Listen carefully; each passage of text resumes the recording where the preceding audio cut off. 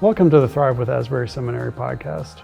I'm your host, Wes Wilcox, and today we're privileged to have a conversation with Dr. Janet Dean, who's the Professor of Pastoral Counseling Education here at Asbury Seminary, and Dr. Marcus Kilian, who's the Associate Professor of Psychology at Asbury University. Today we're talking about their experience in Ukraine, teaching trauma-informed counseling.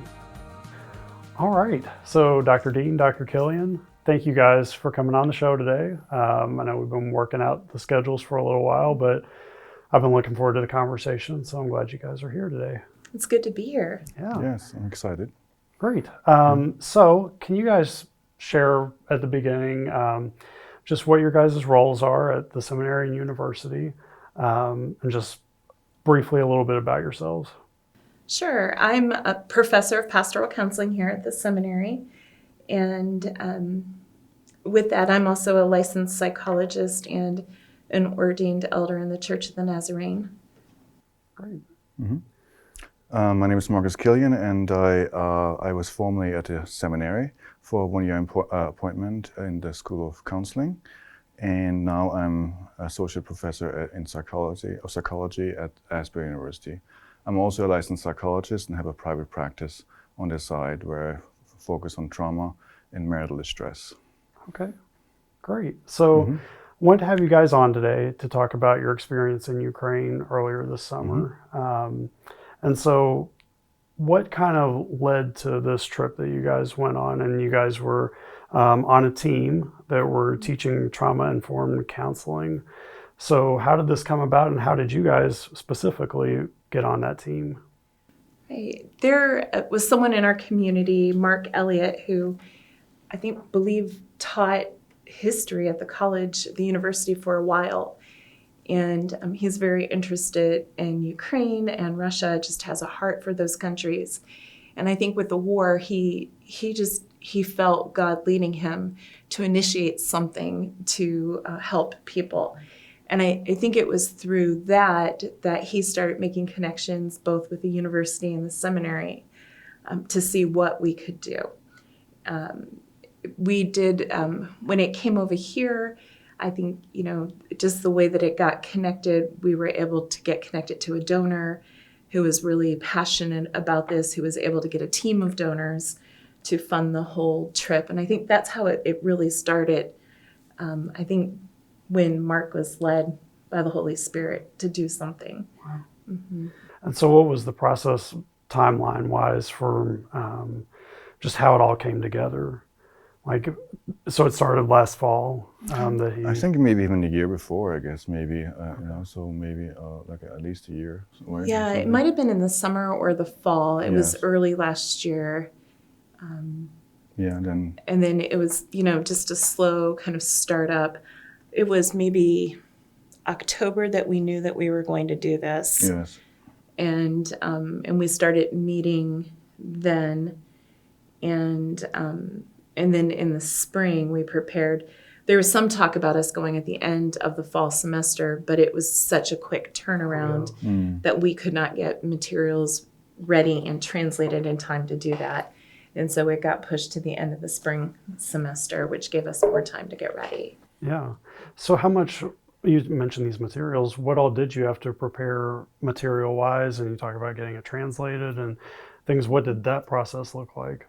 I had some previous material from teaching trauma, but I was able to include some relevant information about Ukraine, and I edited it and I added a few slides on that I had not taught before.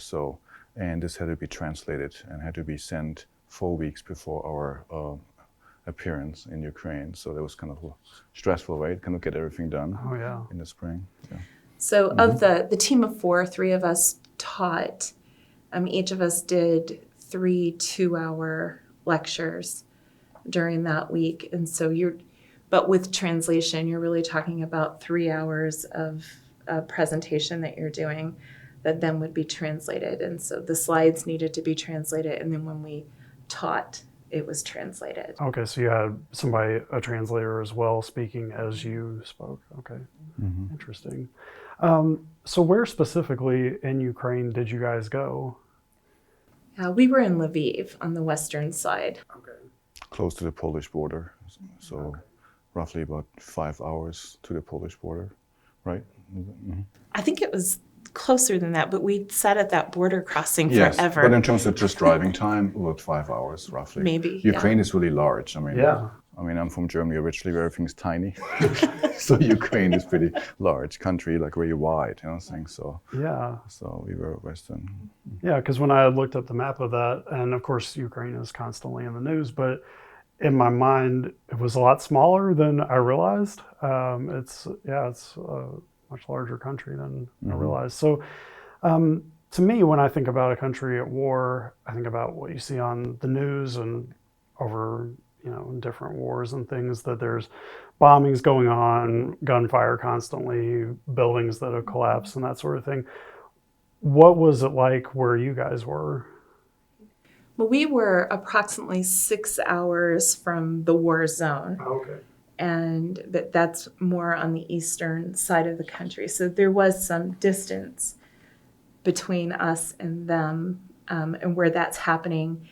And so it was an odd combination, right? Like, to some degree, it felt like you were just in this old European city and everything was normal and everything was fine.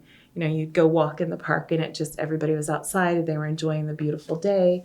And then soldiers would come around the corner in uniform, and it reminds you, oh, this is a country at war. Yeah.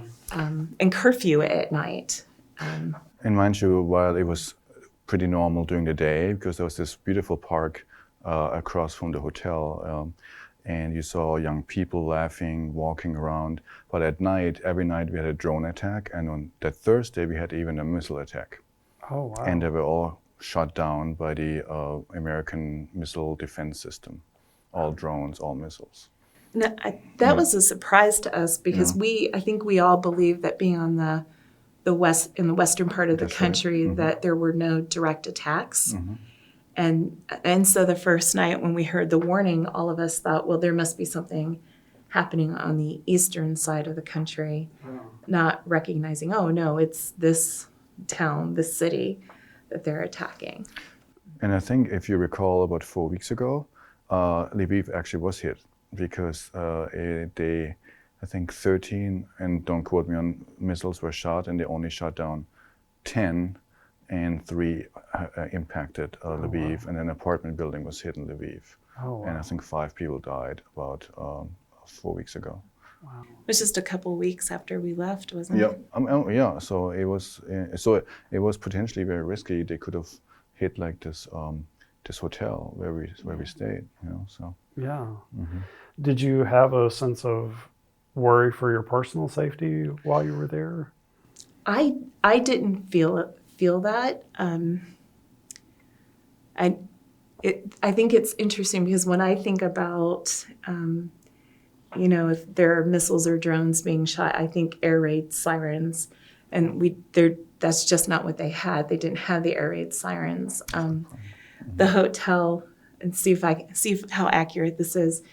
You would be asleep and you would hear this very quiet woman come over the intercom, and you would hear like a ding dong.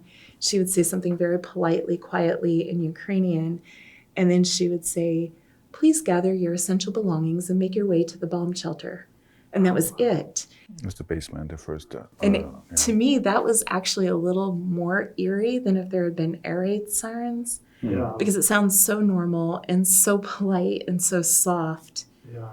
In the midst of what could be really dangerous. Yeah, almost surreal. Yes, I totally agree with Dr. Dean, and this kind of means that, or illustrates that how the Ukrainians view the war. I mean, while they were traumatized, and we had traumatized people in our small groups, people who attended, but there's this overall normalcy, doing life, doing war, like going to the park, laughing, holding hands, and going shopping, having normal life, and another bomb attack. That's just a normal thing. Speaks to their resilience of the Ukrainian people. Yeah, we had a couple there who celebrated their anniversary during the week. Somebody else had a birthday, and they got her a gift and celebrated that. When we were able one day to go into the old town Lviv, people were buying souvenirs to take back to their friends and family in the eastern side of the country where war is happening. And so you do get this very normal, we're just living life in the midst of a very abnormal situation. Yeah, I would think that would be odd to see that juxtaposition and for people living there to go on with normal life with that hanging over your head, knowing this is out there, this is happening, but still, life goes on. So tell me a little bit about kind of the specifics of what you guys were doing day to day. What did that look like? What did your schedule look like? And who specifically were you working with while you were there? So I'll start with the second part first. We did this in conjunction with the Ukrainian Evangelical Theological Seminary. And so working with them, so their administration was there, their president, they're one of the department chairs, the professors, and some of their administrative staff were there. And so everyone who was part of this was somehow associated with that seminary.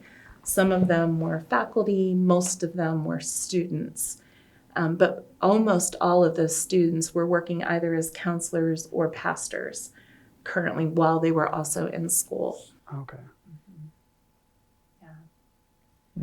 And there were some outsiders, there were some Catholic students, a few, and some non-Christian, non-affiliated, but the majority were seminary students, like Dr. Dean was saying. And so in terms of the schedule, it was roughly 3 hours in the morning, 3 hours in the afternoon. We were taking turns teaching. And then at the towards the end of the day, we had like a small group to process the material and we had about 34 students altogether, and it was roughly broken into 3. So Dr. Dean had one group, Dr. Hadley had one group, and I had one group, and we facilitated the material with the students. Yeah. So what kind of things stood out through doing all that? Did you, I guess, just what were some experiences that stood out from working with them? I think the first thing that just stood out very clearly is that everyone had a story of war. Every one of them had some kind of personal engagement with this that they were processing during the week. And how that came out, varied from person to person, but we were privileged to hear some of those stories throughout the week. But everyone carried some of the trauma. Oh, I'm sure. Yes, what stood out to me was while they were traumatized, their faith, and it didn't appear to be like a denial, but it was basically a healthy coping. And we were teaching this basically as a team, but they were already demonstrating it to some extent, like to keep on going and focus on Jesus to cope with this. Those who were Christians, and it stood out to me, their optimism, as I mentioned, their resilience, and despite the war, to keep on going. In addition to the trauma, I also, in my group, heard some sad stories about how one ethnically Russian student was cut off by her Russian family in Russia because she's now in Ukraine and no longer belongs to Russia now. And this was really hard to hear. Oh yeah, I would think that would be. So this creates this kind of separation ethnically between Russians and Ukrainians. Yeah. And some of that division became apparent at a couple of other times in the teaching. There was one day that, as I was preparing, I thought, I really felt led that I needed to talk about a theology of war. And that was actually a hard decision for me because, I was thinking, who am I to tell them how to think about war, right? And how is this going to go over? But as I was preparing, I just felt like this was something that was important to talk about. And so, I introduced the 4 main Christian views of war to them. The first 2 are forms of pacifism, and then the third one is a just war perspective, and then the last one is a crusade perspective. And I can remember so clearly just saying, would you discuss around your table, which one fits best for you? And the room, I don't know if you remember, the room became really animated during that time. And I think what came out of that was actually really surprising for me. Some of the things that we heard, most people in the room seem to lean into a just war perspective, but that's not, I think, how they would say that many of the Christians were, or where they were, particularly in the evangelical church, which for them is the Protestant church. And they said, I heard a lot of frustration with their fellow Christians who were more pacifists, who were saying that they shouldn't fight, they shouldn't protect their homes, they shouldn't protect their families. And there was just a lot of tension, almost even a sense of betrayal, particularly from those who fled and now are looking back saying you shouldn't be fighting. I don't know if you remember that. Yeah, I totally agree. This was extremely helpful to have this teaching, because I also heard that sometimes Christian groups would come in and teach this group, and they would have a more pacifistic worldview when it comes to war, and they felt like really disturbed by that, and it's like, oh, how can you relate? You're coming from Austria or somewhere country, and then you talk about pacifism. You're not in our shoe, how can you relate? I'm saying, and it was really hurtful for them. Yeah. So that's what I was told. So that was really helpful. It brought up too a deep sense of betrayal that Russia has betrayed them. That Russia has always talked about themselves as their big brother, and now has turned on them. And there is a sense of betrayal for the Russians who said that they don't support the war, but they're not doing anything to stand against it. They're just being passive. And so you heard some of that come out.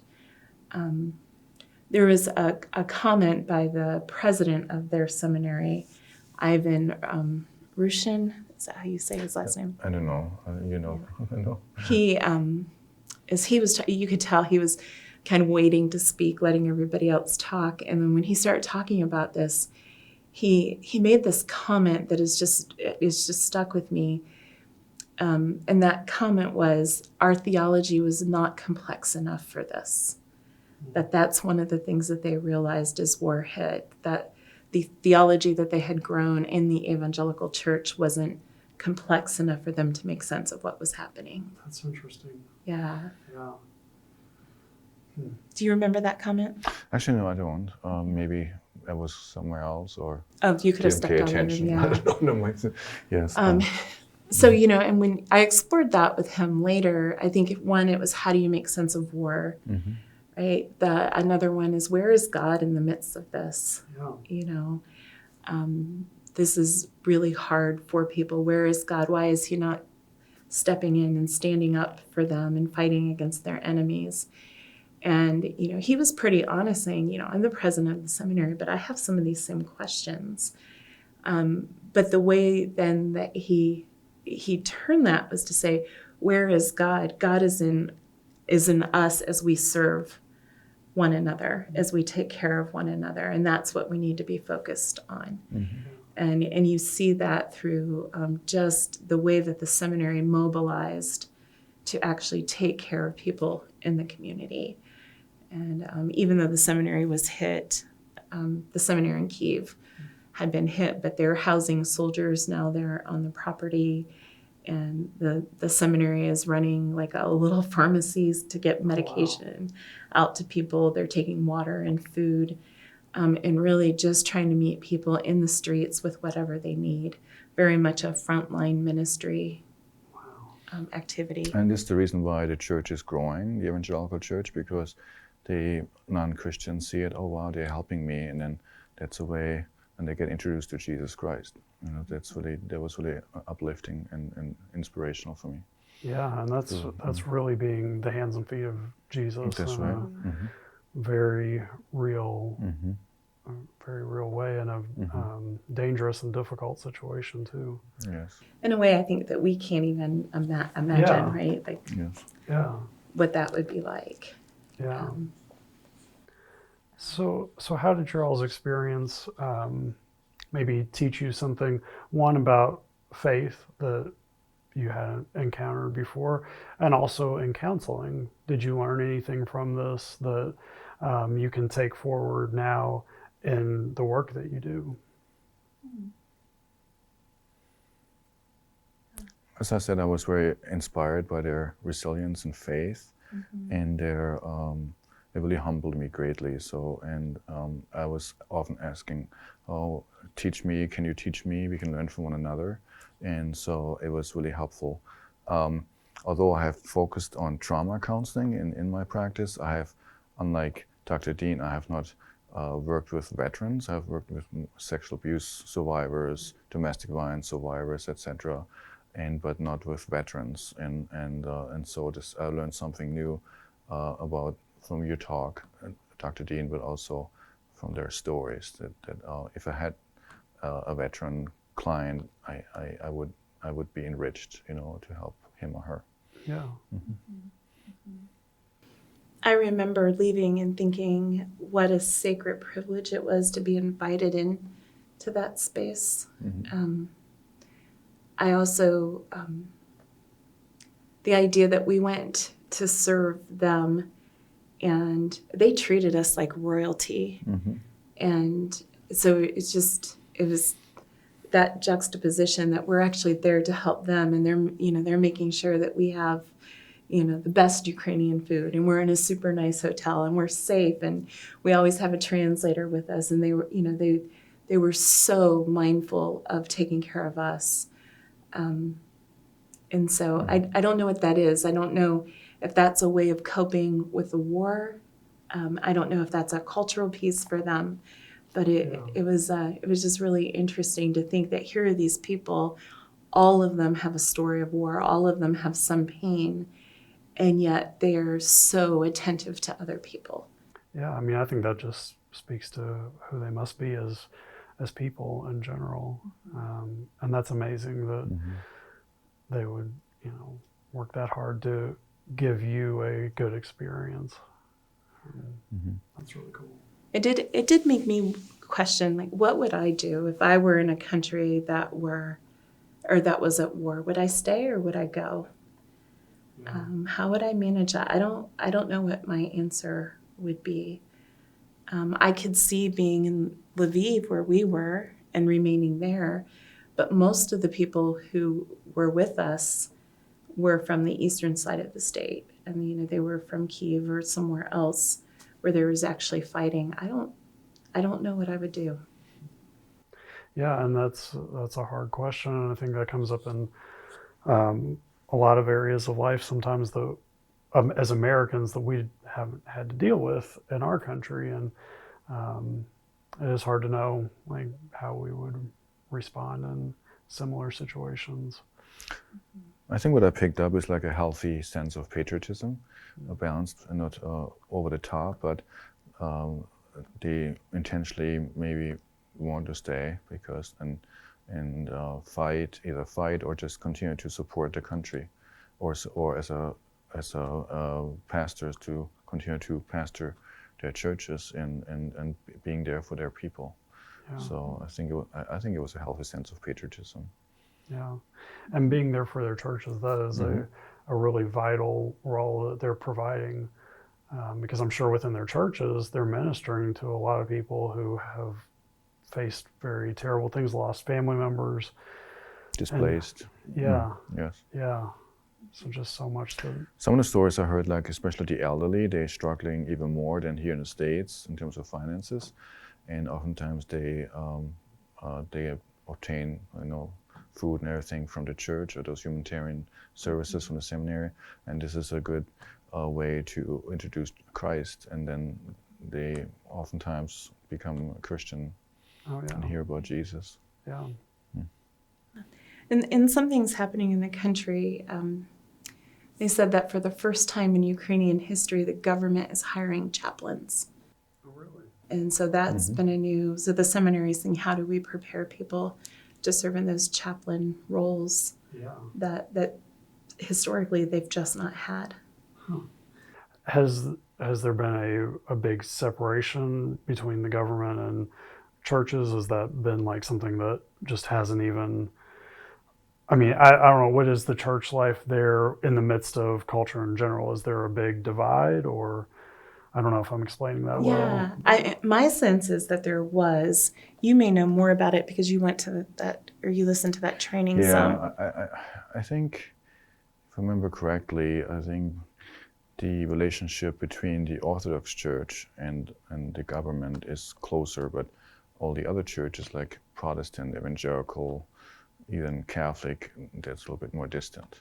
Okay. And so, but now it sounds like what you're saying is that regardless of your denominational background, you can be a chaplain. And I think Zelensky, he's more open to it than Putin. Putin is focused more on Orthodox Church and has suppressed other churches. But I think traditionally, there has been like a really close bond. Most of Europe has a much closer relationship to high churches. Okay. And so it's almost like state churches.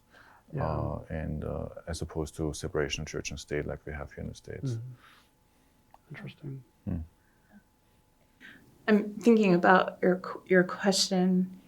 You know, we know as professors in the field that we're in, we know that whenever we teach content, we're not only teaching people to help others with that content, but we know that that content is connecting to their lives too.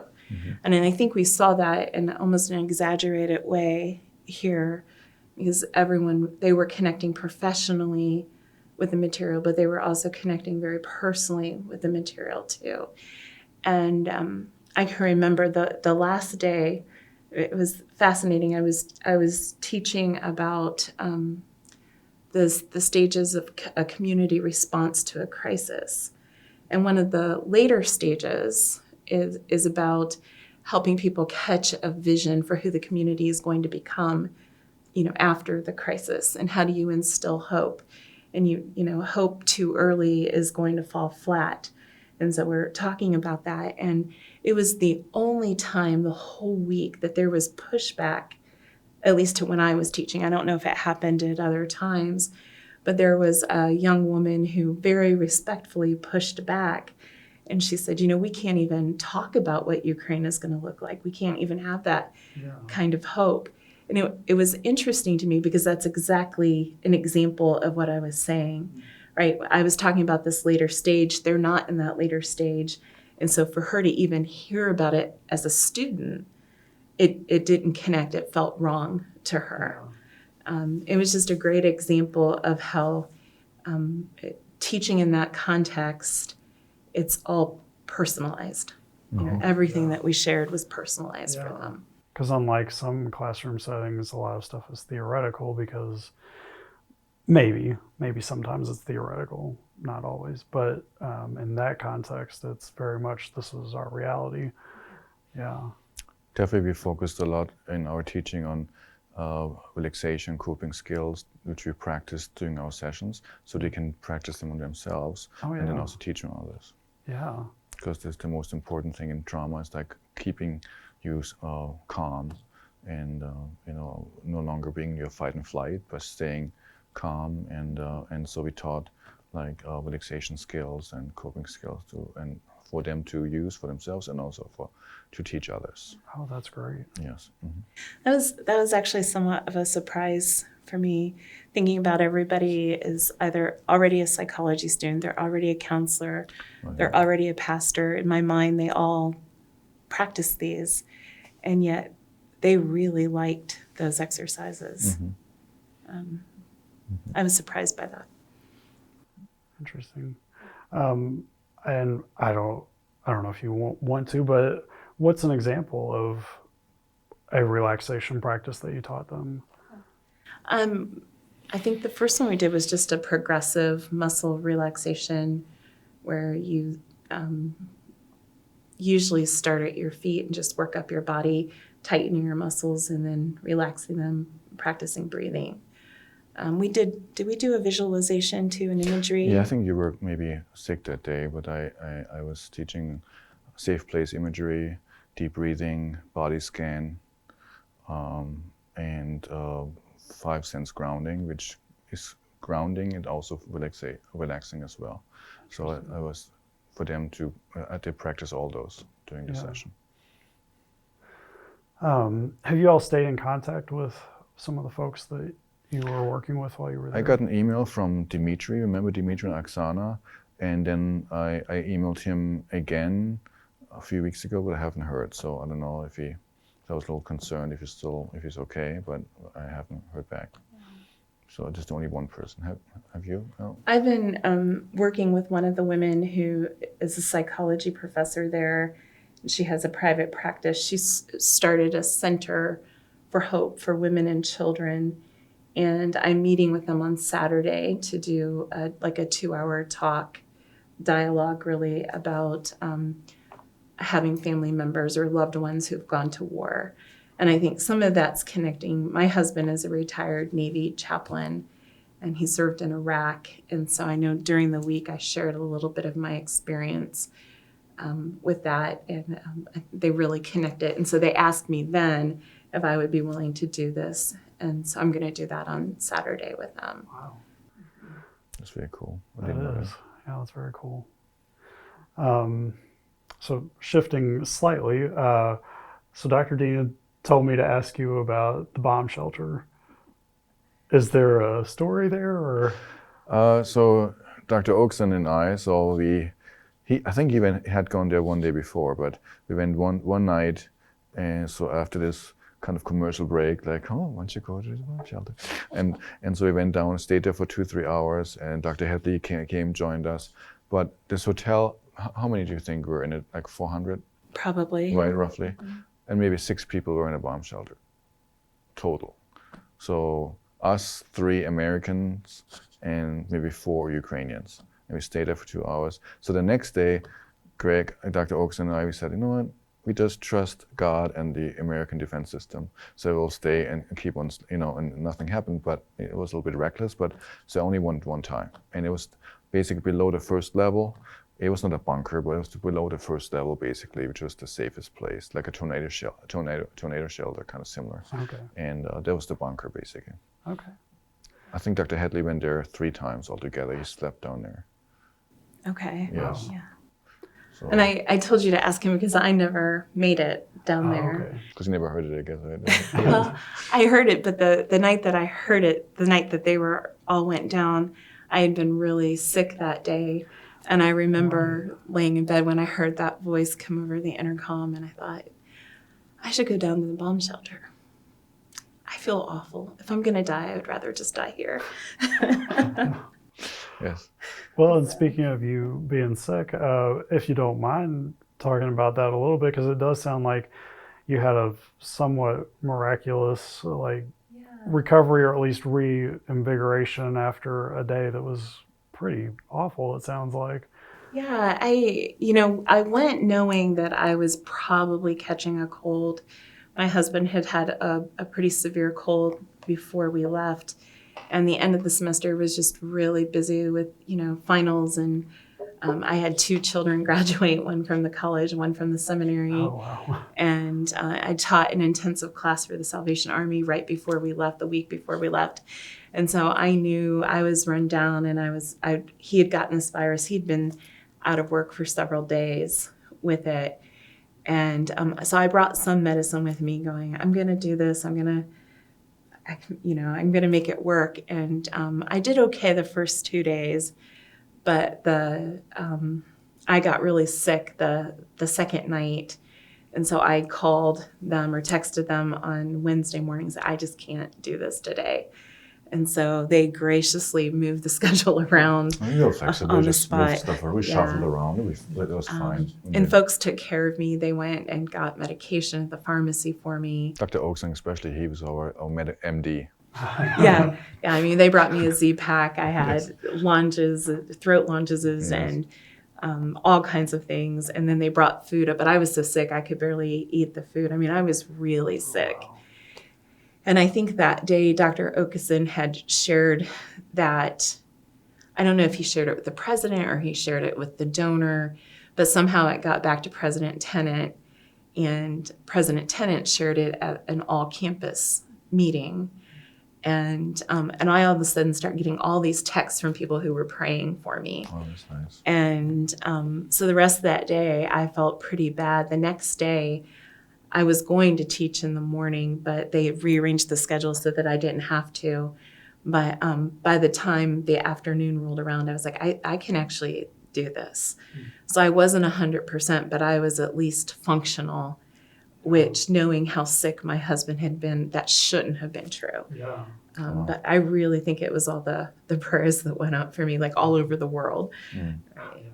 Yeah. So, and I don't think you all caught it. No, It's I not think the we were full-fledged. all sick. You know, we all sniffled, and I got sick after I came back. But I was not bedridden, but I had like a head cold kind of, you know. So Yeah. Well, and anytime you travel this too. on a trip like that, you're probably going to get Yes. sick in some way. So. I even tested myself because I believed you that Kevin didn't have COVID, but Right, you did. but my wife said, you know, why don't you just test it just in case? And so a few days later, after I came back, I was negative. So it was really a cold. It was really a It cold. was really cold. It was not COVID. So. Yeah. Yeah. The old-fashioned cold still exists. Yeah, and I heard even this summer it's a significant, it's a severe cold strand, I guess.